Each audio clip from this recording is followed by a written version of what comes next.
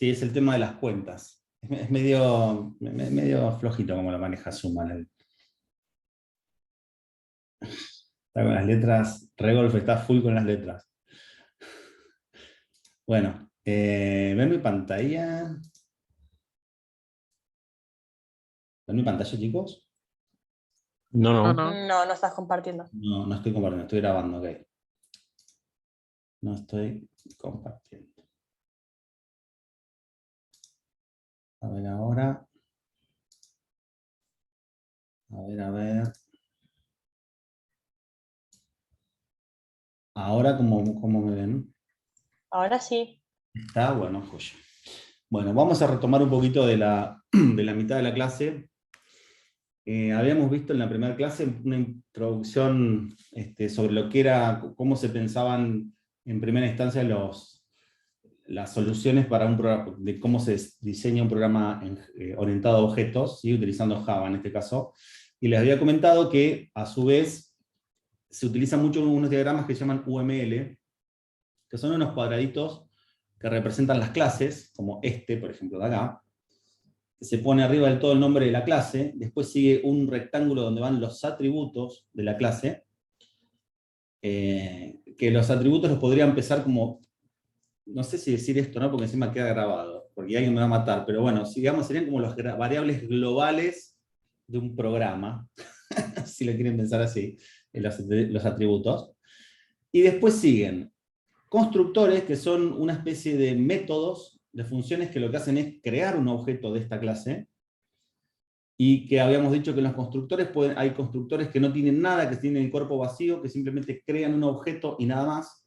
Y hay otros constructores que se pueden definir, como por ejemplo este, que dice persona y tiene como parámetro de entrada un nombre, que lo que hace es construir un objeto persona, pero a su vez asignarle el nombre que nosotros le pasamos como parámetro. Es decir, el constructor, además de construir, hace algo más, asignar valores a los atributos, ¿sí? a los valores del rectángulo de acá arriba. Y finalmente tenemos los métodos debajo de los constructores, los métodos que son las cosas que puede hacer un objeto, una variable de ese objeto, ¿sí? Podemos ejecutarle una función que se llama viajar a, por ejemplo, ¿sí? Y podría tener todos los métodos que nosotros quisiéramos. En este caso tiene uno solo, que devuelve algo tipo void, y que tiene como parámetro de entrada algo de tipo algo de la clase posicional. Este es el diagramita que les enseñé, el más simple de todos, UML, y les comenté que después vamos a agregar algunas cositas más, como por ejemplo, se le puede dar visibilidad a las cosas, más visibilidad o menos visibilidad, se pueden hacer que sean las cosas más privadas o más públicas, etc. Después lo vamos a ver cómo se hace en UML.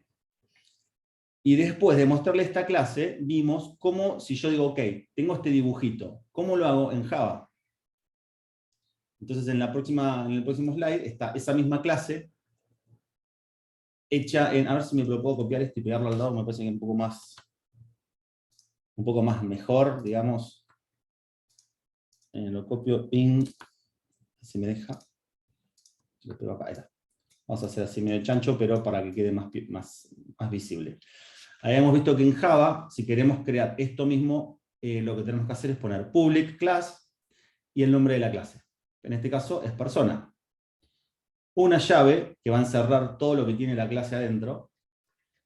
Y le damos esta doble slash o barrita invertida, se llaman comentarios. Significa que esto ustedes, si lo escriben en el IDE, acá le pueden poner cualquier cosa que ustedes quieran, y el compilador lo ignora.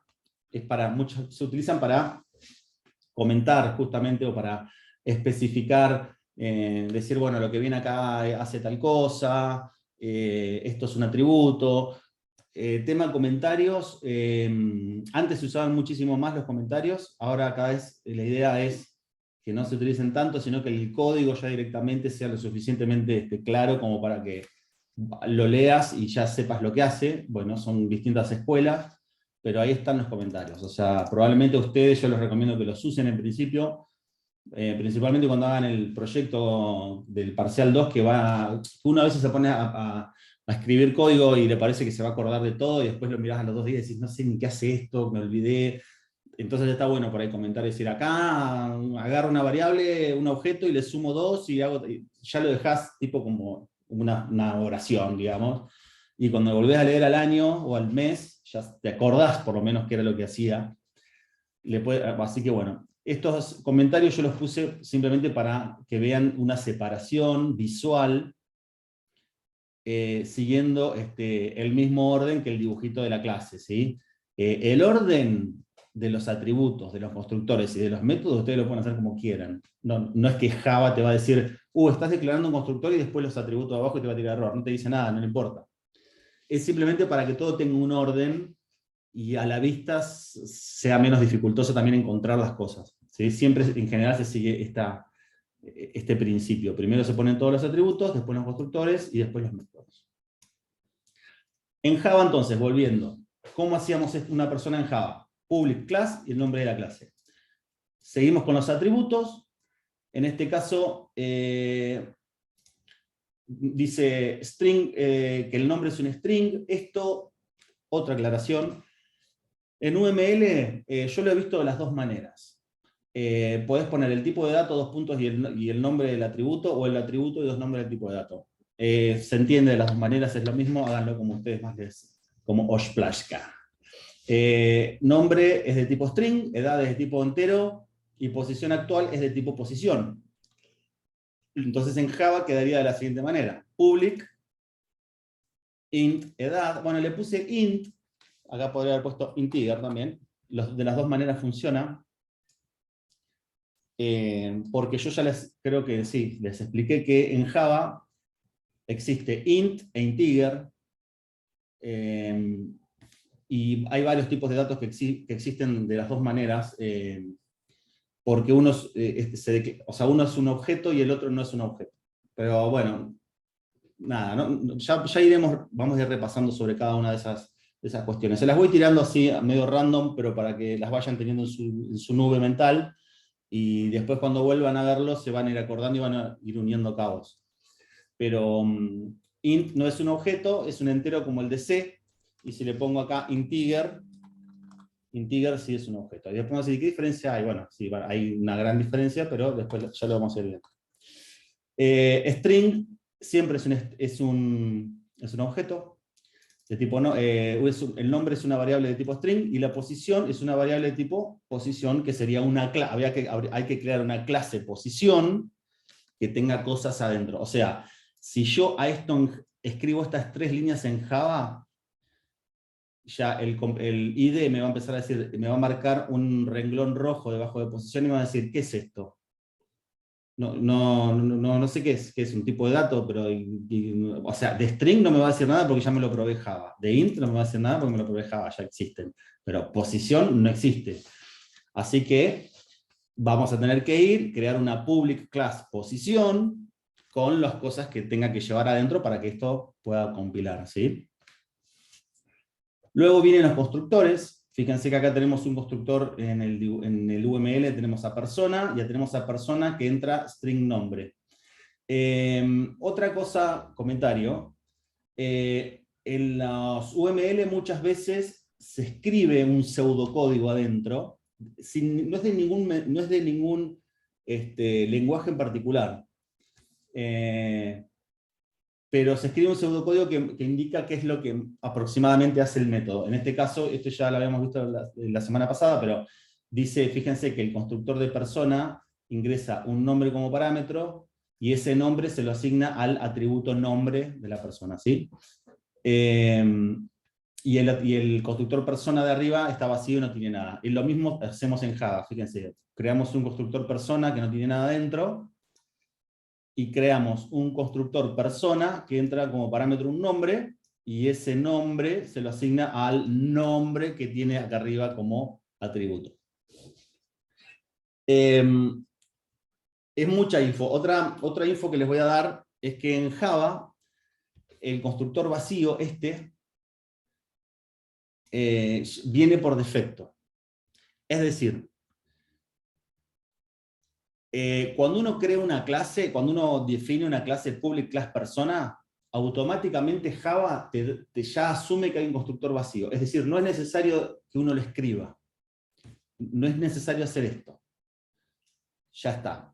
O sea, puede hacer un new persona y va a funcionar. Pero, si uno ya define un segundo constructor ad hoc, digamos, o sea, uno hace un constructor, dice, no, yo también quiero un constructor que tenga tal cosa, ahí ya Java dice, ok, entonces yo ya no asumo más nada. Si querés un constructor vacío, definilo vos, porque yo solamente asumo que hay uno vacío cuando vos no definiste ninguno. Si vos definiste uno, él ya también tenés que definir el vacío. ¿Eso se entiende? Sí. ¿Sí? O sea, fíjense, este código, si yo agarro estas dos líneas y las vuelo, las borro así, acá no se ve, pero existe el constructor persona. Persona ya existe acá, Java me lo creó, me lo crea automáticamente, ¿sí? Pero si ¿Así yo, son los comentarios en Java? sí, así o así. Hay dos Bien. maneras de hacer Con las- comentarios. Una es las dos rayitas que hacen un comentario por Sí. línea, nada más. Sí. Esto comenta una línea. Y si hago así, tenés todas las que quieras en el medio. Pero el de los guiones que pusiste recién, no. No, el de los guiones. No, perdón, no. El de los guiones. No te había entendido la pregunta. No, estos guiones los puse así por poner cualquier cosa. Quiero No, porque lo decirles. había visto en SQL, lo vi en SQL que también funcionaba como comentario. Ah, no. No, Digo, quise capaz escribir lo algo pusiste. acá como aclarar que Sí, en sí, esta clase existe acá mismo existe el tácitamente un constructor. constructor, ya existe.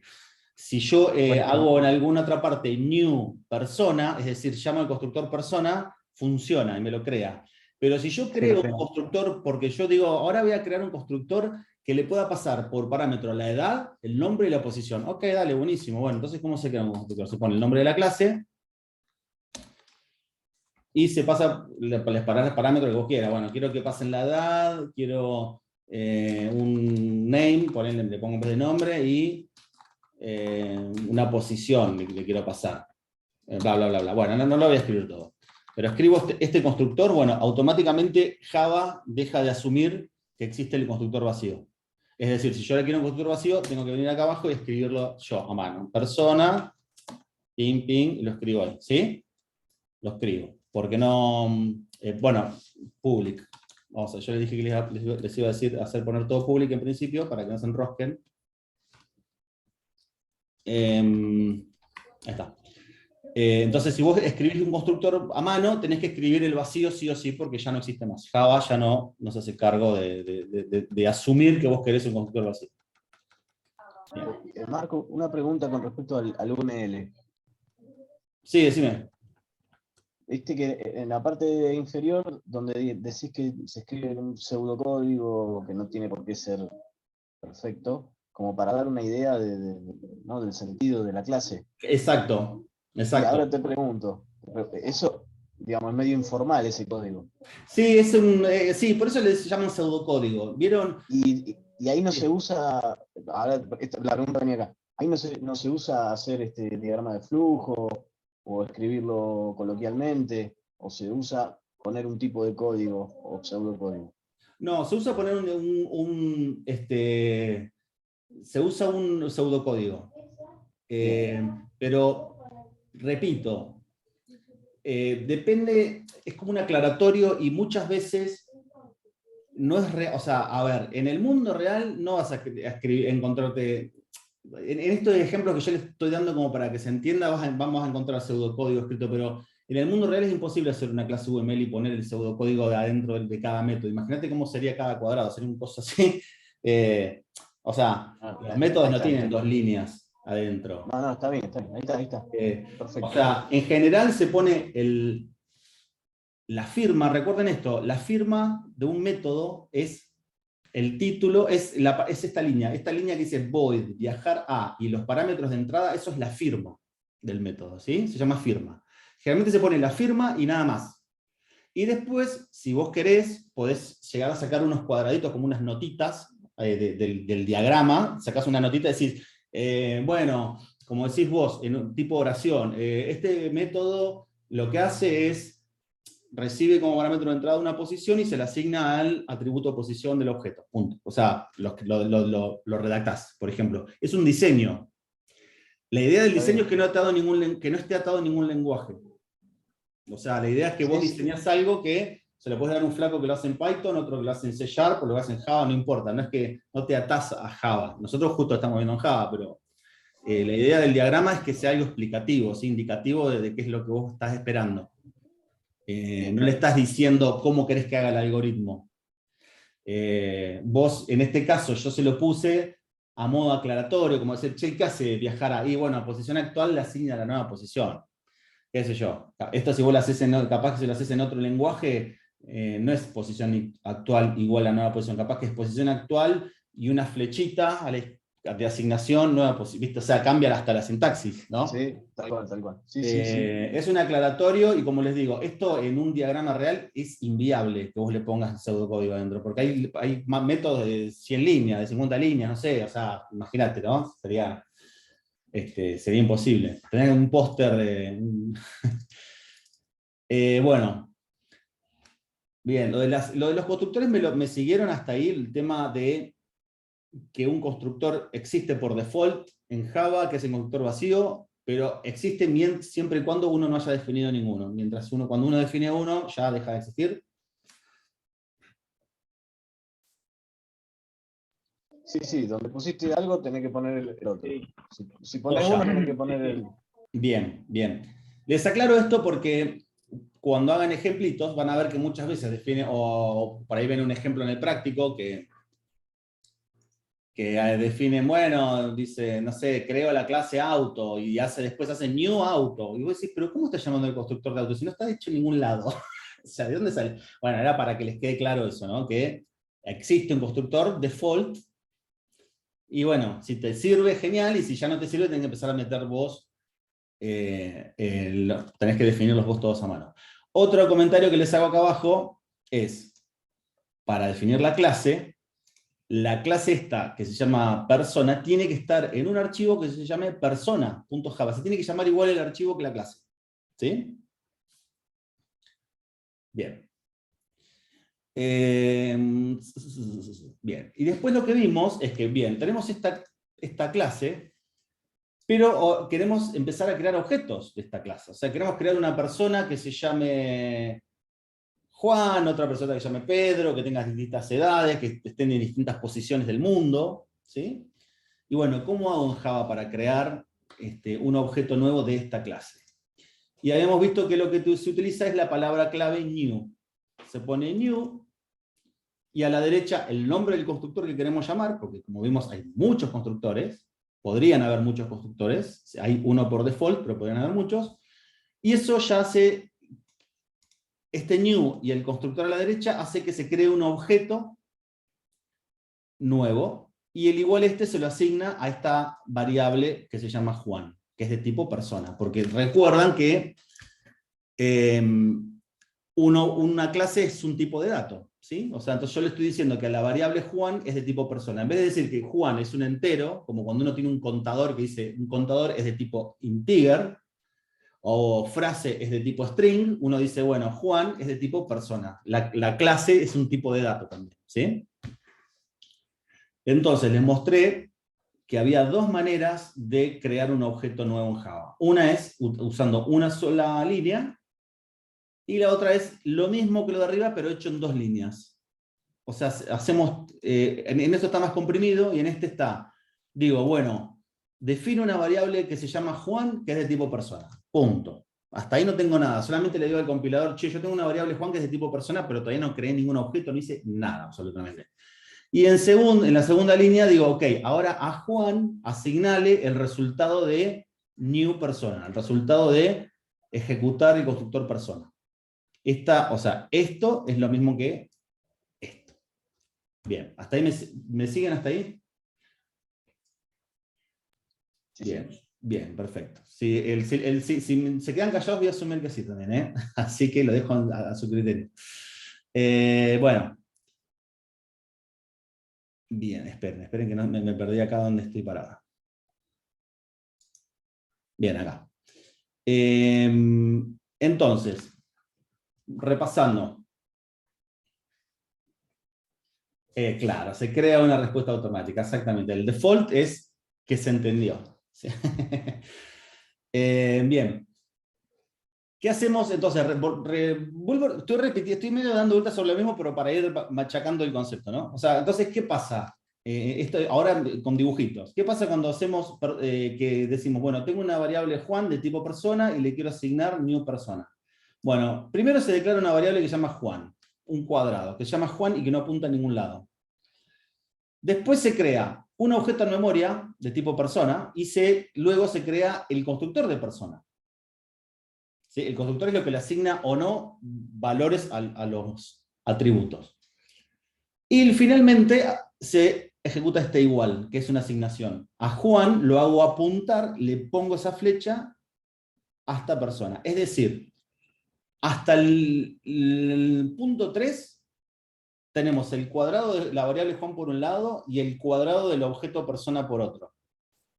Recién en el punto 4 es donde le hace la asignación, ¿sí? Le dice, ok, ahora Juan que apunte a esto que acabo de crear en la memoria. Bien.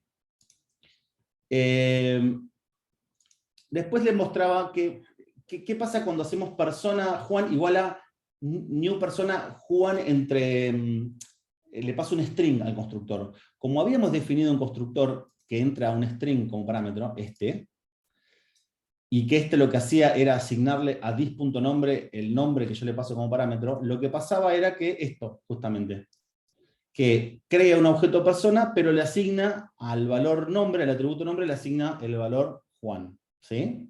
Acá estamos llamando, le estamos llamando al constructor que tiene el parámetro de entrada. En el anterior que yo le mostré, llamé al constructor que no tiene ningún parámetro de entrada, y fíjense que me quedaron todos en null. Los atributos. En este no me quedaron todos en null, me quedaron null la edad, null la posición, pero ya nombre yo ya le había pasado un valor y se lo asignó. ¿Sí? Esa es la diferencia entre los dos constructores que declaré. Después le dije, ok, ya tenemos un objeto creado, tenemos una variable que apunta a ese objeto, es decir, lo podemos acceder al objeto. ¿Y cómo hago para acceder? Ok, ahora quiero ver la edad, quiero pedirle a ese objeto que ejecute viajar el método ese que le habíamos creado, quiero hacer cosas con eso. ¿Cómo se hace? Bueno, con el punto, con el mágico punto, que cuando usen los IDE, IntelliJ por ejemplo, está buenísimo porque uno pone, a ver, voy a abrir un IDE ahora mismo, para mostrarles esto. Esto es buenísimo. A ver si puedo abrir acá. Ya los que programan, obviamente no es nada nuevo, si ya programaron, pero bueno, para los que no, me encantaría saber cómo me deja esta porquería. A ver. Acá. Bien, este es el... A ver, esperen, no quiero voy a agarrar cualquiera de estos. Este es un programita del laburo mío que estoy haciendo ahora. Y el IDE es IntelliJ, ¿sí? Si yo agarro un objeto, por ejemplo, alias, ven mi papá, lo voy a agrandar un poco porque no ven nada. A ver. Les quiero mostrar algo real, ¿no? Algo... Bueno, me encantaría agrandar la fuente acá. ¿Se ve o es muy chiquita la fuente? Muy chica, ¿no? Un poquito más Media, capaz me media serviría. chiquita, sí. Un par de puntos. No entiendo por qué no me deja antes con la ruedita del mouse y con control lo agrandaba y lo achicaba, pero che, a ver. Control más o control asterisco. Sí, probé con eso también, pero no me deja. No me da.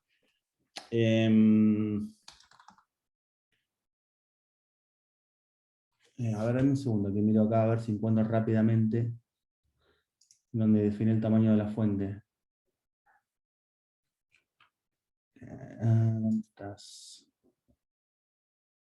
Editor. Code style, acá debería estar.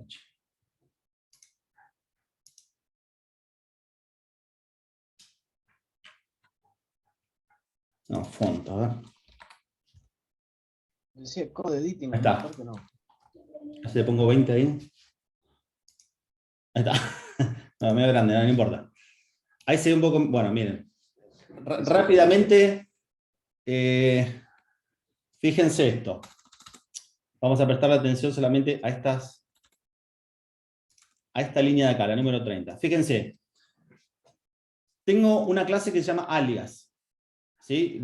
Si yo ya me paro con el mouse arriba y lo dejo un segundo, me abre un pop-up de información. Fíjense que me dice public class alias. Ya me indica que es una clase pública. ¿Sí?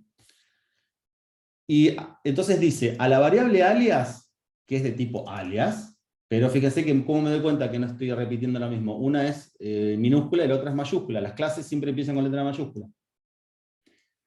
A la variable alias de tipo alias le hago un new alias article author, sería el autor del artículo. O sea, llama a un constructor que recibe como parámetro un artículo. ¿Sí? Que bueno, no vamos a entrar en detalles, pero el artículo que le mando es el que recibo acá arriba como parámetro de entrada acá arriba en el método este. Fíjese que entra acá como parámetro, y yo acá se lo mando de vuelta al constructor de alias. O sea, acá estoy llamando a un constructor que creamos a mano, y le estoy pasando el parámetro un artículo. Si yo acá hago alias, y aprieto el punto, fíjense que automáticamente el IDE me muestra todas las cosas que tiene el objeto alias, la clase alias que yo puedo usar. O sea, esto es una mano terrible, porque me muestra todos los métodos que tiene. Fíjense, el objeto alias tiene getAuthorName, getInfluencerID, getCreatedAt, getPublisherURL, getID, setInfluencer. Esto lo que me está mostrando son los getters y los setters que tiene la clase. Es decir, los getters son los que me permiten obtener información, y los setters son los que me permiten setearle valores a la clase. Y ya el IDE me ayuda con eso, no me los tengo que aprender de memoria. Yo simplemente pongo punto y me acuerdo, ¿cómo era para cambiarle tal valor o qué sé yo? Te fijas acá en la lista y ya te lo muestra. Si yo voy a la clase alias, fíjense, bueno, es media compleja porque tiene otras cositas, pero la clase alias, podemos ver el constructor que yo recién estaba llamando. Fíjense que recibe un artículo y al artículo le saca ciertos parámetros y se los asigna y ejecuta un método más que se llama generateID. Pero fíjense este detalle, fíjense que acá tuvimos que declarar el constructor vacío, por lo que yo les decía. Como yo definí un constructor nuevo, distinto al vacío, me obliga Java a que cree porque si no, si necesito llamar a un constructor vacío, tal vez no lo necesite, lo tengo que definir yo a mano. Bueno, nada, eso. Marco, una consulta. Sí. ¿Se puede declarar más de un constructor no vacío? Sí, todos los que vos quieras. Podés, se llama, en Java hay algo que se llama sobrecarga, que es que vos podés tener los métodos y los constructores, los podés repetir todas las veces que vos quieras, pero les tenés que cambiar la firma. Es decir, vos podés tener, por ejemplo, un método que se llame sumar, que devuelve un entero, por ejemplo, supongamos, lo voy a escribir acá mismo. Tengo un método que se llama sumar, que entre el entero A, el entero B, y devuelve A más B. ¿Sí? Así de simple. Hace una suma. Yo puedo crear abajo otro igual que se llame sumar idéntico. Solo que le tengo que cambiar la firma. Es decir, por ejemplo, podría ser de 3 parámetros.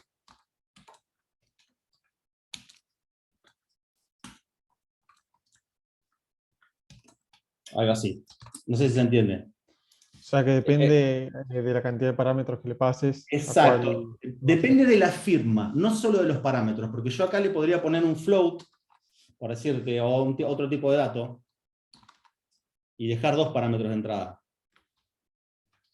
Y tiene que funcionar igual. Bueno, ahora no me va a funcionar porque estoy haciendo... A ver. Porque estoy devolviendo 2, los tendría que transformar a float antes de devolverlo. Pero, o sea, esto se puede hacer, ¿se entiende? O sea, como la firma es distinta, la firma, recuerden que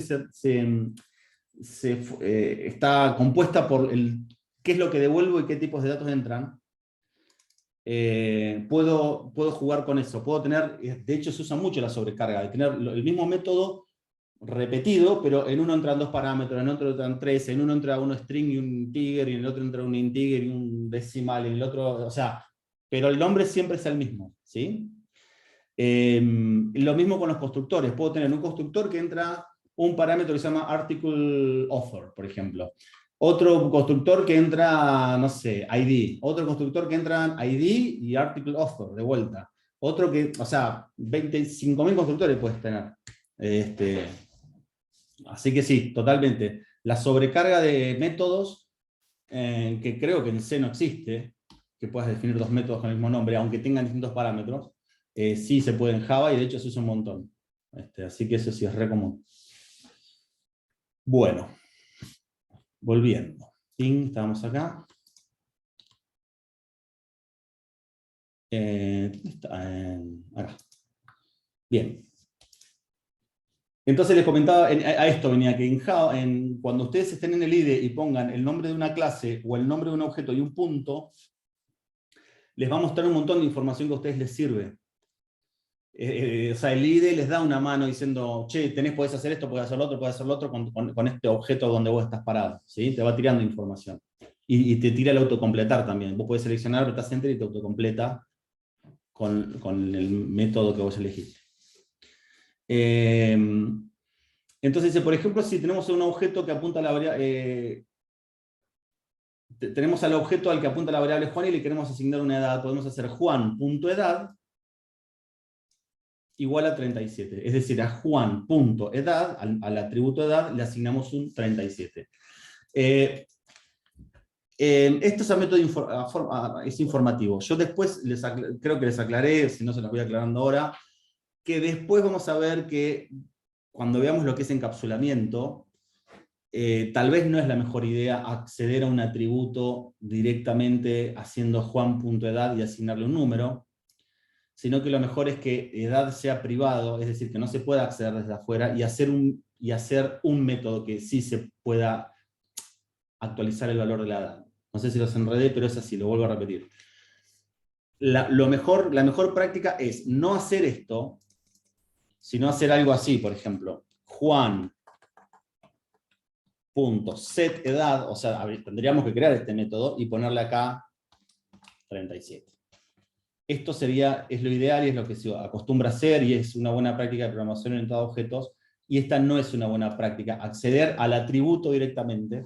Ya van a entender por qué, tal vez ahora digan qué pavada, pero bueno, al hacer un método que me permita actualizar la edad, yo acá en el método podría realizar controles, podría decir, bueno, si me hace if, si me tira un 1500, le devuelve un error y le digo, che, pero nadie vive 1500 años, ¿cómo va a tener Juan 1500 años? Y ya le tirás un error, ya empezás a atajarte de distintas contingencias que puedas tener en el sistema. Si vos haces esto, acá no puedes controlar nada.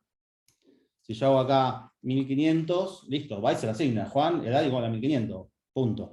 Pero si yo hago un método que haga la actualización, el método podría decir, if edad mayor que 150, le tiene un error. Le digo, no, flaco, nadie tiene más de 150 años. Si es menor a 150, sí, a edad le pongo el valor que me pasó por parámetro. ¿Se entiende? Sí, perdón, esa lógica la podrías poner afuera del método, pero sería una tontería poner, o sea, el if lo podés poner antes de asignar, pero lo estás poniendo fuera del método y te conviene encapsularlo. Exacto, vos lo podrías poner, vos podrías hacer una programación defensiva, digamos, del lado de quién le está llamando, pero es una mala práctica, porque te queda un código gigante. Y cada vez que vos quieras llamar a actualizar la edad, tenés que hacer ese control. Tal cual, tal cual. O sea, vos en el programa, suponete que vos tenés un programa que haces 10 updates, 10 actualizaciones de edad, entonces tendría que ser if, edad, no, y en otro lugar, if, edad, menor que eso, o sea, un montón de código replicado por todos lados, cuando en realidad lo podés poner en un solo lugar, y siempre, y vos llamás a ese método, y ya el método hace todo solo automáticamente. O sea, el objeto ya está protegido por sí mismo. Nadie de afuera tiene que preocuparse porque se vaya a romper, ¿sí? Pero bueno, nada, vamos viendo, vamos tranqui. Traten de seguirme y no asustarse, ya lo vamos a ir viendo a todo. Bien. Esto lo borro. Ya los vamos a ver. Hay un práctico, Rafael hizo un práctico con el tema de los getters y los setters. Cuando hablo de getters y setters, está muy relacionado con esto del encapsulamiento. En vez de acceder a un atributo, hago un set, un método set de ese atributo, y cuando quiero leerlo hago un método get de ese atributo, ¿sí? En vez de accederlo directamente al atributo. Eso se llaman getters y setters. Y es más, el IDE, yo después les voy a enseñar, también te permite, te los crea automáticamente a los getters y los setters. Vos definís los atributos y apretás clic derecho, ¿verdad? Y decís generar getters y setters, y automáticamente ¡pum!, te genera todos los métodos solo. Te ahorrás de escribir un montón de código. Pero bueno, nada, ya vamos a ir viendo entonces. Bueno, vamos a seguir con los dibujitos. Entonces vamos a dar otro ejemplo. Supongamos que tengo una variable que se llama Juan, que es de tipo persona, y le hago y llamo al constructor persona con el string Juan. ¿Qué hace? Ya lo vimos, crea un objeto en memoria, le mete Juan en el valor de nombre, y a la variable Juan le hace apuntar ese objeto. En la segunda línea pasa exactamente lo mismo, pero en este caso la variable se llama Pepe, y la persona, casualmente, el nombre se llama Pepe también, ¿sí? O sea, tenemos dos variables que apuntan a dos objetos distintos en la memoria, ¿sí? Son dos cosas completamente diferentes. Bien. Ahora, síganme porque esto está relacionado con la próxima. Si yo hago Juan igual a Pepe, ¿qué pasa? A la referencia, esto es como un puntero, ¿no? Juan es como un puntero. El puntero que está apuntando al objeto persona de Juan se rompe, y queda apuntando al mismo objeto que Pepe, ¿sí? O sea, las dos variables, si bien son dos variables diferentes, es como dos punteros que están apuntando al mismo objeto. Les quiero hacer vamos a hacer una prueba con una herramienta que se llama Kahoot. Los que pueden ingresar con el celular o con la compu, vamos a hacer la primera prueba, a ver si funciona. Pueden ingresar a esta página, se las voy a pegar en el, no sé si quieren, en Slack. Vamos a hacer una pruebita. Slack, acá. Fíjense si pueden ingresar ahí, y les voy a dar un código para que ingresen.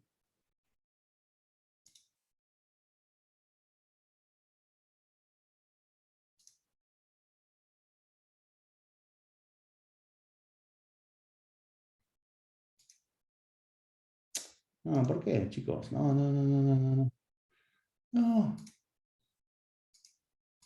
No, van a pensar que soy un... Éxito, no es por acá. Hay una parte donde me tiene que dar un código. Y yo ahora se las voy a dar. Acá.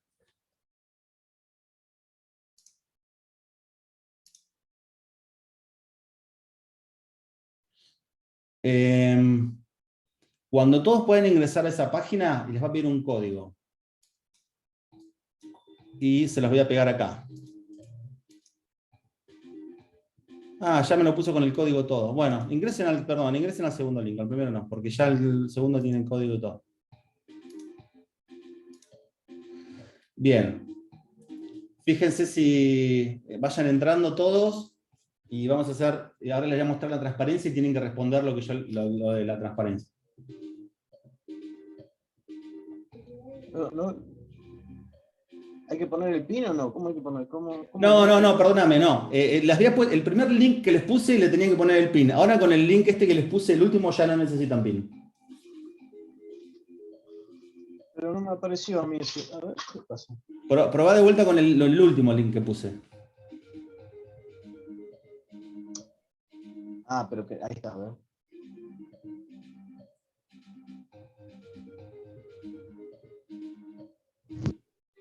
No. A ver ahí. Me tengo que poner el nombre. Antes pedí el pin y ahora pedí el nombre.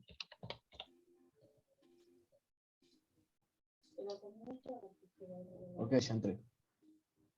¿Están? Bueno, vamos. Es una pavada, igual es para probar.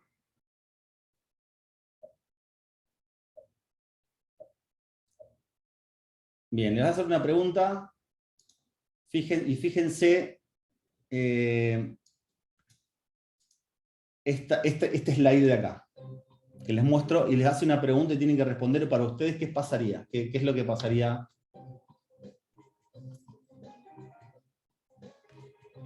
Nosotros no vemos las preguntas, profe, solo las respuestas. Nos tenés que Aparecen mostrar la formitas pregunta. nada más, profe. Claro, ahí Ahí va. está. Tienen que hacer clic en la pregunta está arriba. ¿No la vieron? No, nosotros no nos sale Oh. la pregunta. Nos tenés que compartir la pregunta y de ahí vemos las opciones también. Porque las opciones son el triángulo, rombo, círculo y cuadrado. No ¿No sería te ahí sin apareció, nada, Pepe. no te apareció la pregunta? Pero, qué No, es fracaso. que directamente no aparece, nunca aparece la pregunta. Como que la pregunta la tenés que mostrar vos, nosotros tenemos las formas y de ahí seleccionamos. Claro. Claro. Ah, qué cagada. La Bueno, vamos de pregunta vuelta. con las respuestas. Y Bien, Ahora vamos se de vuelta. terminó el seleccionamos tiempo que de la aparece. primera, pero bueno. No, no importa, porque es una sola pregunta, así que la vuelvo a hacer y listo. Bueno, claro, el tema es cómo les costeo la pregunta y esto a la vez. A ver. Bueno, vamos, está medio difícil. Bueno, es la primera vez que lo uso. Manda, profe, si no, mandá ese screenshot por Slack y listo. Sí. Más fácil. Bueno, la pregunta va a ser esta.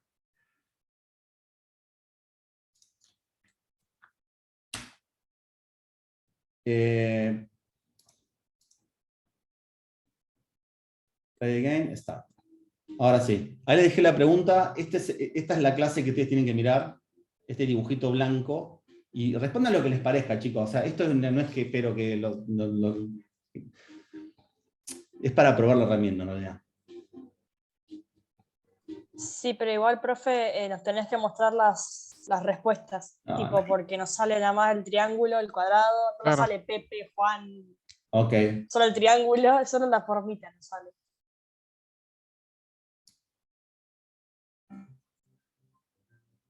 Ahí ven. Sí, sí, sí, ahí sí se ve. Perfecto.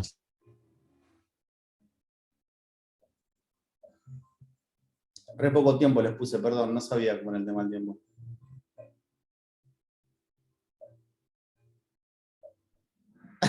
A ver. Bien, Pepe ganó. Muy bien. Era Pepe la respuesta. Bueno, bien, chicos, perdón, yo la verdad que es la primera vez que lo uso y hasta que lo encontremos, hasta que sea más dinámico, ¿no? Nada, era un juego para... Este juego me dijeron que se usa mucho para las clases online, para hacer participar a los alumnos, me parece que está bueno. La próxima lo voy a hacer mejor, le voy a poner más tiempo y vemos cómo lo hacemos más piola para que puedan ver bien las preguntas y eso. Pero bueno, nada, lo que hace, lo que te pregunta es, si vos haces en Java, vos haces system.out.println y le mandás algo adentro, un string, eso imprime algo en la pantalla, ¿sí? Si yo hago system.out.println Juan.nombre, ¿qué imprime? Y Juan.nombre estaba apuntando a este objeto, al segundo. Entonces Juan.nombre es Pepe, entonces imprime Pepe, no imprime Juan, porque Juan es un objeto que está creado en el éter, pero no hay nadie apuntando a él, ¿sí? O sea, se va a perder. Los objetos que se crean y que después ya nadie los referencia, que no hay ningún puntero apuntando a ese objeto, pasa algo que se llama garbage collector, que es el colector de basura de Java, y los empieza a volar todos. Los objetos que no están relacionados, que no tienen vínculos, es decir, que nadie los puede acceder, los vuela para liberar memoria, ¿sí? Este es un candidato, por ejemplo, una vez que hago esta asignación, Juan igual a Pepe, que a Juan lo hago apuntar al objeto de abajo, el objeto de arriba queda solo, huérfano, y pasa a Java y lo vuela para liberar memoria, porque es algo que ya no se puede acceder, no tiene sentido de existir, ¿sí? En el sistema. Bien. ¿Les parece que hacemos un pequeño descanso? Y seguimos 20 minutos más o media horita más con la clase 2. ¿Están de acuerdo? Sí, dale. Dale, Dale. sí. Bueno, hacemos Dale. 15, ¿les parece? 21:50 seguimos. Dale. Buenísimo. Dale.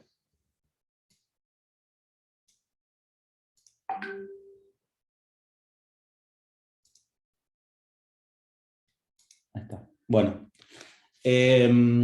No, que les quería decir que... puse a grabar, ¿no? Ahora sí. Sí. No, les quería decir justamente, bueno, perdón, que lo que viene acá... bueno. Justamente esta es la explicación que le acabo de dar. Hay algunas excepciones que también se las voy a nombrar, porque si no, no van a entender qué es lo que pasa.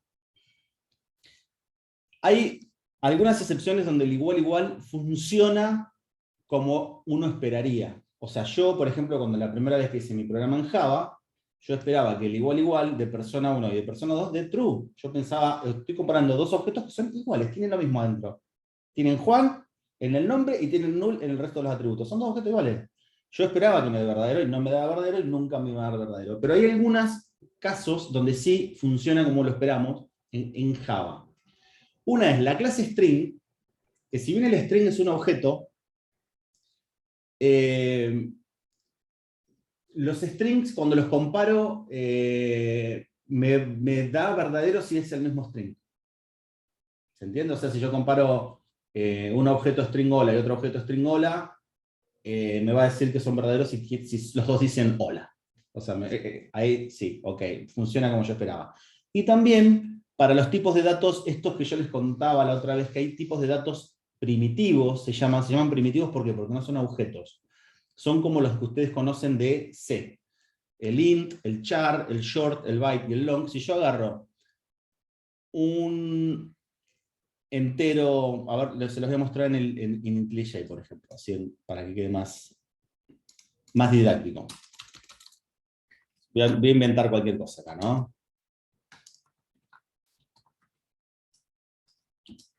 Supongamos que tengo un entero A, que es igual a 3, y un entero B, que es igual a 3. Entonces si yo hago A igual a 3, esto me da verdadero. Perdón, A igual a B, ¿qué es decir? Esto me da true, que es lo que yo esperaba. ¿Sí? Bueno. Si yo hago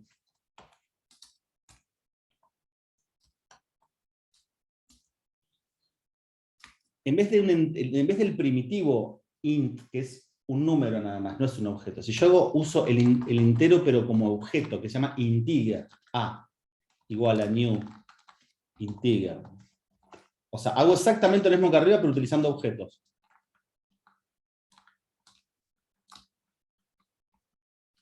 No le den bola a lo que me va diciendo al coso porque no importa.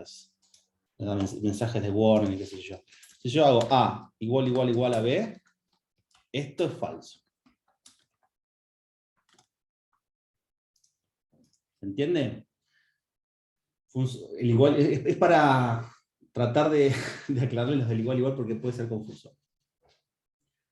El igual para objetos compara referencias en memoria. Y para tipos de dato primitivo compara el valor que tiene la variable. Si tuviese un pizarrón me sería mucho más fácil explicárselos por qué, pero bueno, estoy tratando de usar el método virtual y se me complica un poco. Si yo si yo tengo una variable primitiva que vale 3 y una variable primitiva que vale 3 y le hago el igual, me compara las dos 3 y me dice que son los mismos y me da true, que es lo que nosotros esperamos, ¿sí? O sea, objetivamente, no, intuitivamente quiero decir. En cambio, si yo hago dos objetos integer, me pasa lo mismo que con Juan y con Pedro, que tenían lo mismo, pero no eran el mismo objeto. Porque acá me crea un objeto en memoria con un 3, y acá me crea otro objeto en memoria con un 3. Un objeto A apunta a un objeto y B apunta a otro. Entonces, cuando yo los comparo, no compara que los dos son un 3, sino que son dos objetos diferentes que apuntan a distintos lugares. Entonces me da falso la comparación. ¿Se entiende? Pero entonces vos me decís, ok, ¿y cómo hago para saber si dos objetos son iguales? Porque si yo hago el igual, me dice que está bien, me dice que las referencias son distintas, pero yo quiero saber si esos dos objetos tienen lo mismo. Porque a mí me sirve para la lógica de mi programa. Sí, a ver si esta misma persona es la misma que esta, se llaman igual o tienen todo igual. O sea, si está un objeto duplicado, por ejemplo. ¿Cómo se hace? Bueno, eso se hace utilizando algo que se llama equals, como les dejé aquí, a ver que perdón, voy a hacer una pausa, que me pusieron en el chat, falso, ok. Hay un método que se llama equals, que lo tienen todos los objetos, y se usa de la siguiente manera. Solo se los voy a presentar ahora, y otro día en un par de clases más, vamos a ver un poco más en profundidad, porque esto está relacionado con un concepto que se llama herencia, y no quiero quemarles la cabeza con tantas cosas nuevas. Pero en realidad, si yo quiero comparar si el objeto A de me voy a poner, esto lo voy a borrar para no confundir. Si yo quiero ver si A tiene el mismo valor que B, lo que tengo que hacer es A.equals B. Así se hace. If A.equals B, entonces, bla, bla, bla, bla, bla, bla, bla. ¿Sí? Esto me va a dar true. Mientras que, repito, si hago el igual, me va a dar, no sé, me va a dar false. El equals B lo que hace es comparar lo que tiene adentro del objeto. ¿Sí? En este caso, este objeto tiene un 3, este objeto tiene un 3, compara los dos 3 y dicen sí, los objetos son iguales. Pero hay una trampita, que este equals, uno lo tiene que escribir. Uno tiene que ir a la clase y decir, bueno, yo voy a definir cuándo para mí los objetos son iguales. Y entonces, defino, hago un método, como una función como lo que ustedes saben, un booleano que se llama equals, que devuelve un booleano, y digo, bueno, este objeto es igual a este, sí, tal campo es igual, tal otro es igual, tal otro es igual, y los campos que a mí me interesan comparar. Pero lo tiene que implementar uno, porque Java no sabe para cuándo para uno quiere definir que dos objetos sean iguales o no. Tal vez para uno, en la lógica de mi programa, dos personas son iguales si tienen el mismo DNI. No me importa que después en otros campos tengan distintos nombres, si se llaman diferentes o tienen otro estado civil, no sé. Para mí, digo, yo si tiene el mismo DNI, ya es el equals, quiero que me dé verdadero. Entonces, por eso uno lo tiene que implementar. Nada, son 3 líneas de código, pero las tiene que hacer uno. Después eso lo vamos a ver, por ahora no se enrosquen, pero les quería aclarar esa pequeña diferencia entre el igual y entre el equals. Son dos cosas completamente diferentes, ¿sí? Y hacen cosas totalmente distintas. Punto. Antes de ver lo último y nos vamos. ¿Hasta ahí me siguen con el equals y con el igual? Sí, sí. Bien. Perfecto. Una cosita más que vamos a ver de UML, porque va a haber un práctico con algunas cosas de UML, y terminamos. Lo que les voy a mostrar ahora es... yo les había mostrado lo más básico en la primera clase, que era cómo definir una clase en UML, que era un cuadrado con un rectángulo con rectángulos adentro, como esto, con el nombre, atributos y métodos de constructores. Ahora vamos a ir un paso más, y se puede poner a la izquierda de cada uno un simbolito que indica la visibilidad que eso tiene, o sea, si eso es visible desde afuera de esa clase. Los más comunes, los que yo no les voy a quemar la cabeza con esto porque hay 4, me parece que con que usemos público y privado vamos a andar bien.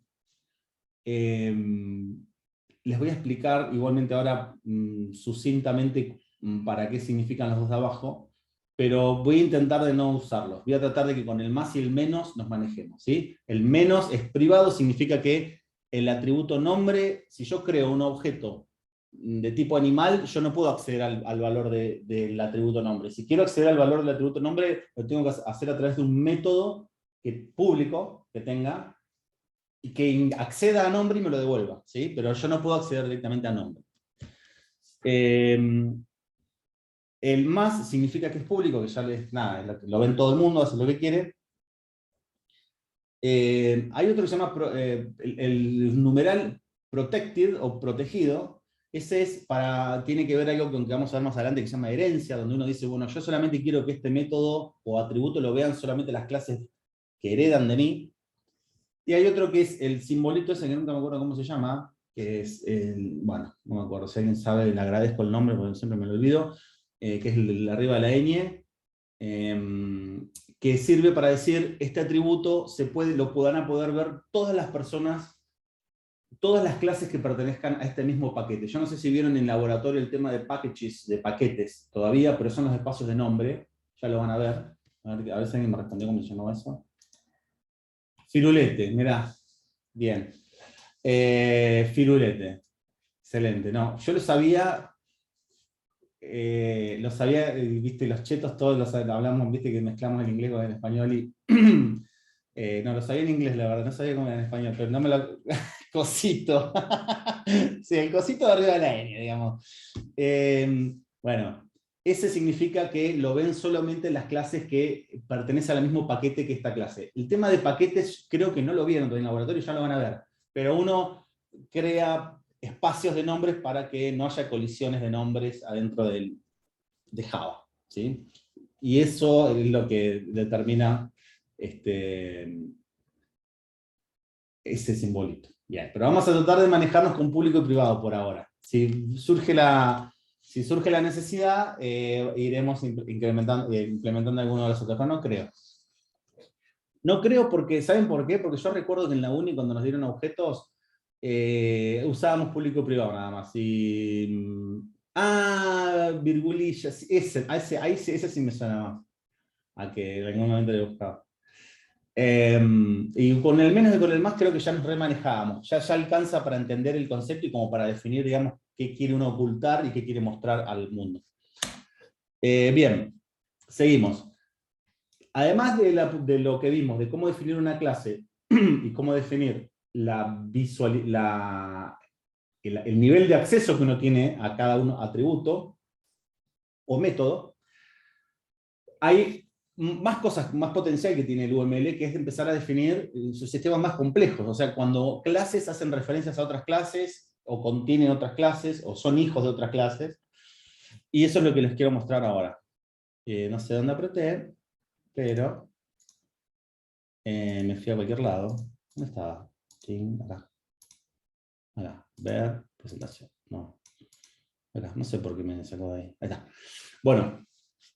Supongamos que tenemos la clase cliente, estamos modelando un sistema y tenemos la clase dirección. Si queremos decir que hay algún tipo de relación entre esas dos clases, por ejemplo, que un cliente hace referencia a una dirección, vive en una dirección, podemos hacer ese dibujo, esa línea que vincula la clase cliente y la clase dirección. Y es una vinculación doble, porque nosotros, esto significa que si agarramos un objeto de tipo cliente, podemos saber su dirección, y si agarramos un objeto de tipo dirección, podemos saber cuál es el cliente que vive en ella. ¿Sí? Es doble vinculante, digamos, es doble, bueno, ya me olvidé. Bidireccional, digamos, esa es la palabra, bidireccional.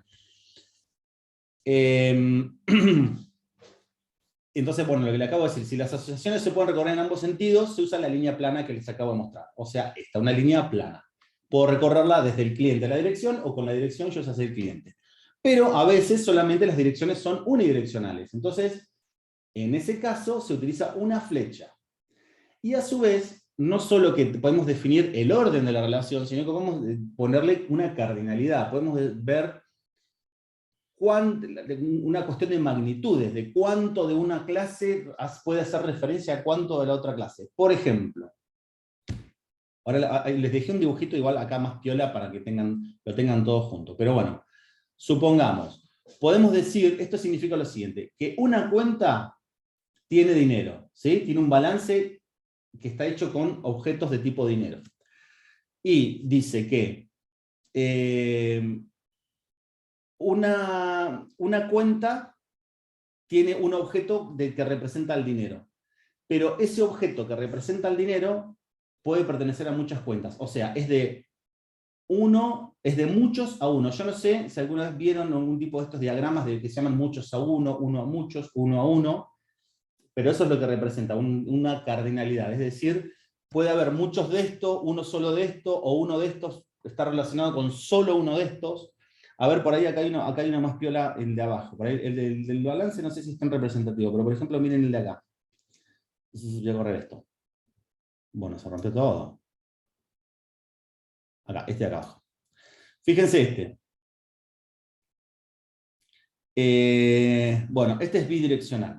Una cuenta tiene un cliente. ¿Sí? Un cliente puede tener muchas cuentas. No sé si se entiende por los dibujitos. Bueno, el asterisco significa muchos, y el 1 significa 1. Entonces, si vos depende en qué sentido lo recorres, podés hacer esa narrativa, digamos. Vos podés decir muchas cuentas, porque es muchos, el asterisco, muchas cuentas pueden estar relacionadas a un cliente. Y acá, si lo lees al revés, puedes decir un cliente puede tener muchas cuentas. Si estamos en un banco donde te dicen que en ese banco en especial un cliente no puede tener más de una cuenta, acá el dibujo sería diferente, tendría un 1 y un 1. Un cliente, una cuenta. No puede existir la posibilidad de que un cliente tenga varias cuentas. Bueno, eso es la cardinalidad justamente. ¿Cuántos objetos podrían existir? ¿Cómo se relacionan en cantidades las dos entidades que hay en el diagrama?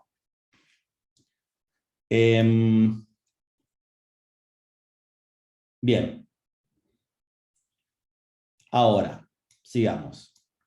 Si yo tengo este dibujito de acá arriba, les acabo de tapar con la mano el dibujo de abajo para que no lo vean. Nada, es buenísimo. Imagínense que el dibujo de abajo no lo ven, el que dice equivale a. O sea, si ustedes tapan con la mano ese dibujo que dice equivale a y ven solamente el de arriba que dice cuenta y con una flecha apunta a dinero. ¿Sí? Vos decís, ok, ¿cómo lo represento esto en un programa? Por ejemplo, ¿cómo esto se mapea en un programa? ¿O qué otra manera hay de escribir lo mismo? Bueno, fíjense, abajo hay una equivalencia de ese dibujo que hay ahí arriba, donde, o sea, vos arriba estás diciendo que la clase cuenta está relacionada a través del balance con la cuenta dinero. Ese es el dibujo de arriba. Voy a entrar acá. Ese es el dibujo este. La clase cuenta está relacionada a través del balance con la cuenta dinero. Eso lo podría escribir así también. Es decir, la clase cuenta está relacionada a través del balance con el objeto, con la clase dinero, ¿sí?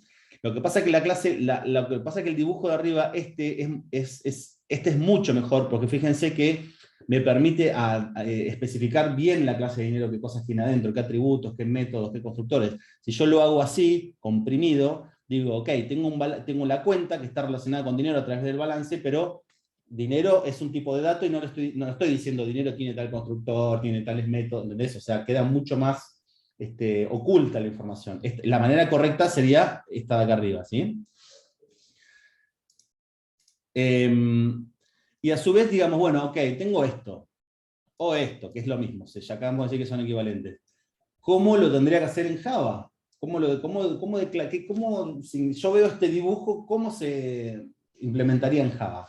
Bueno, definimos la clase cuenta. Fíjense que acá no le pone public, no le pone nada. Cuando uno no le pone nada, Java asume cierta visibilidad, que es la visibilidad de paquete. Por eso, pero bueno, es otro tema. Pero está bien, quiero decir con esto, no le falta nada, está bien que no diga nada, ya tiene cierta visibilidad, aunque no se la especifiquemos, ¿sí? No es que es obligatorio ponerle una visibilidad. Cuando uno no le pone nada, Java asume que estás buscando la visibilidad tipo paquete. Entonces, class cuenta, y dice que tiene un private, visibilidad privada, que se llama balance la variable, y es de tipo dinero. ¿Por qué le pone privado? Porque hay un menos acá. ¿Sí? Ese menos tengo acá, es el privado. Después dice que la variable se llama balance. Si la variable se llama balance, tengo por acá, balance. ¿Y de qué tipo es? Dinero. Dinero es este de acá. El mapeo, fíjese que es redirecto. O sea, no tiene ninguna magia ni nada, no tiene nada de otro mundo. Bien. Acá lo que tenemos es lo que hablábamos un poquito hoy también, del tema de cómo se definen los métodos. Perdón, una cosa más. Fíjense que la cardinalidad es de un objeto dinero, puedo tener nada más. Y acá puedo tener un objeto dinero, que se llama balance. O sea, no es un arreglo de balances ni nada por el estilo. Es uno, y entonces es uno. Esa es la cardinalidad, la estamos respetando. No, lo que les quería decir es que los métodos que acá que la clase cuenta me dice que tiene, es un método que se llama ingresar y un método que se llama retirar. Fíjense en este esquema, por eso UML por ahí es medio tricky como que hay algunas libertades y bueno, cada cual juega un poco con eso, a veces puede ser confuso o no. Más o menos con entender la idea creo que ya es suficiente, pero fíjense lo siguiente. Me dice primero que ingresar es público, por el más. Me dice que en este caso no me especificó ningún parámetro de entrada, pero después se lo terminó poniendo en la implementación. Esto está más medio flojeli, esto después lo voy a revisar igual. Pero hay muchos que hacen eso también, que por ahí ponen el nombre del método y después, qué sé yo. Se dan cuenta que necesitaban agregarle algo y después no cambiaran el diagrama original. Entonces, el método ingresar es este, de acá. Voy a borrar todo, ping, porque si no se entiende nada. El método ingresar es este. Y fíjense que otra cosa, que ingresar no le puso en pseudocódigo lo que hace ingresar. ¿Se acuerdan que yo les comentaba que el tema de agregarlo en pseudocódigo lo que hace es una buena práctica siempre y cuando se pueda, cuando sean pocas líneas o cuando sirva para especificar, para dar un poquito más de información de qué es lo que uno está esperando que haga ese método? Y algunos directamente no lo ponen. En general no se pone, y en este caso no lo puso. Fíjense que puso, cuenta tiene un método que se llama ingresar. Primero que, bueno, la pifió, esto después lo voy a revisar, la pifió con el parámetro de entrada que se lo tenía que haber especificado. Pero el pseudocódigo tampoco se lo puso, y acá sí, obviamente, en la implementación le tenés que poner el código, pues si no, no hace nada. Entonces fíjense que crea el método ingresar, que ingresa la cantidad de dinero, y lo que hace el método, que es a balance, que es este, lo incrementa en cantidad. ¿Alguna vez vieron la terminología más igual y menos igual? En Python, por ejemplo. Sí. Sí.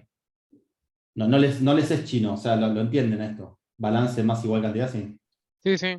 Joya, Sí. perfecto. Bien, bien, bien. Sería igual a balance más cantidad, sería. Exacto. Es igual a él mismo más cantidad. Exacto. Bien. Entonces, ingresar dinero lo que hace es, al dinero que uno se lo mete como parámetro, se lo suma al balance que tiene como atributo privado.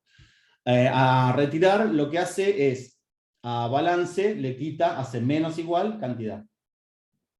Y a getSaldo le retorna balance. Fíjense una cosa acá. También acá hay otra historieta, esto está medio flojo, bueno, perdón, esto después lo voy a arreglar, porque acá, por ejemplo, me está tirando un método que no lo definió acá en el... no está, acá tendría que estar getSaldo.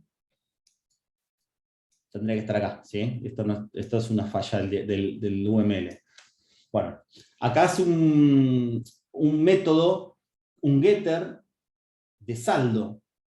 Y lo que hace ese getter, que es público, es acceder a la variable privada y devolverla. Entonces, esto es el encapsulamiento, que después lo vamos a ver un poco mejor, pero esto es el encapsulamiento. Fíjense que el balance no se puede tocar desde afuera del método. Desde afuera del objeto. No se puede tocar el balance. O la única manera de tocar balance es si ingreso dinero o retiro dinero. No puedo ir y decir, no, balance 30.000, pum. O sea, por eso es una buena práctica. El balance es un dato súper sensible. Y entonces vos decís, bueno, ok, tengo el balance que es privado. Le puedo ingresar dinero, le puedo retirar dinero. Pero si yo lo quiero leer, no puedo porque es privado. Bueno, entonces ahí le doy un método público que se llama getSaldo. GetSaldo lo que hace ahora es directamente retornar el valor de balance. Acá. O sea, no tiene nada de magia. Pero tal vez GetSaldo podría tener adentro un control de autorizaciones. O sea, podría tener, no sé, un if acá antes que diga, si el usuario que está pidiendo esto está en el grupo de autorizaciones llamado tal, entonces le devuelvo el balance. Si no, no le devuelvo nada. Por ejemplo, entonces se dan cuenta que le estoy, por ejemplo, ingresando seguridad. Si yo balance lo hago público, tal vez un chabón que te mete un código infectado en un objeto infectado en un programa Java te podría leer el balance de alguien. Y con esto no. Por ejemplo, no sé, estoy tirando ejemplos hacia el aire, pero eso es el tema del encapsulamiento. De definir como privadas las cosas, los atributos, y después que se acceden por cuentagotas solamente lo que uno define o tiene ganas de que se acceda desde afuera. Y nada más. Bien, ¿hasta acá me siguen, chicos? Sí, sí. ¿Sí? Joya, bien ahí. Vamos a seguir, vamos a ver qué sigue. No, yo ni me acuerdo cuál es la próxima. Bien, vemos esta y cortamos. Ya es muy tarde, es mucha info. Hoy que les mostraba en la anterior cómo equivalencias de cómo mostrar la misma información en esta. En esta vieron que dice cuenta, balance de dinero y abajo escrito en una clase, de una manera equivalente. Acá les hago otro ejemplo más. Si tenemos el dibujo de arriba, decimos que múltiples cuentas pueden tener a un cliente de titular, o que un cliente puede ser el titular de múltiples cuentas, dice arriba, viene a ser lo mismo que, y acá abajo fíjense cómo lo hace. Dice que el objeto cuenta tiene un titular. El objeto cuenta, la clase cuenta, tiene un atributo que es el titular, que es el cliente. 1. Pero el cliente tiene un arreglo de cuentas. Fíjense el quinto atributo de cliente, que dice cuenta, tiene un corchete de arreglo, un asterisco en el medio que es un número en comodín, y lo cierra. Entonces fíjense cómo estamos, ¿qué podemos decir? Esto yo se los muestro para que vean cómo es el tema de la cardinalidad, fíjense que esto refleja el asterisco y el 1 que hay arriba. Una cuenta tiene un titular que es un cliente. No tiene muchos clientes, sino tendría un asterisco en el 1. En vez de un 1 tendría un asterisco arriba. Entonces, una cuenta tiene un titular, pero un titular puede tener muchas cuentas. Por eso tiene un arreglo de cuentas. No tiene un atributo cuenta solo, porque si no tendría que ser un 1 y un 1. Una cuenta, un cliente y un cliente, una cuenta. ¿Se entiende eso? Sí, ¿Sí? sí, por mí sí. Bien, bien, bueno. Bien, perfecto. Les dejo unos detalles más de cómo se manejan las multiplicidades en las asociaciones estas de UML, para que lo tengan en el mismo lugar. El asterisco es 0 varios, bueno, nada, para que lo tengan acá cuando lo quieran chusmear. Algunos comentarios. Principalmente, que muchas veces se deja, a veces está la línea y no se especifica la multiplicidad. No se pone un asterisco, no se pone un 0, no se pone nada. Eso que les puse acá en verde, si no se especifica la multiplicidad, es como poner un asterisco. ¿Sí? Eso ténganlo en cuenta porque muchas veces no está puesto. ¿Y qué más dice? Cuando una relación es opcional, bueno, nada, una multiplicidad mayor o igual a 1 que establece una relación obligatoria. Bueno, nada. La próxima vamos a ver un poquito más de relaciones. Esto lo voy a dejar acá porque se pone un poquito, no es que mucho más heavy, pero hay otro tipo de relaciones y ya no les quiero sumar más hoy. Me parece que es muchísima información. La próxima repasamos esto como hacemos siempre y avanzamos sobre la clase 2. Con los distintos tipos de profesores, acabo de leer la clase de profesor, con los distintos tipos de relaciones y bueno, nada, hay una que se llama composición, y vamos a hacer unos ejercicios entre nosotros, así los voy a hacer practicar mentalmente cómo definirían algunos objetos, para que se vayan poniendo más cancheros. Pero bueno, vamos tranqui, me parece que ya fue un montón. El jueves les voy a dejar 2 prácticos. A ver, denme un segundo, ya que estoy, voy a parar la grabación porque ya está bien.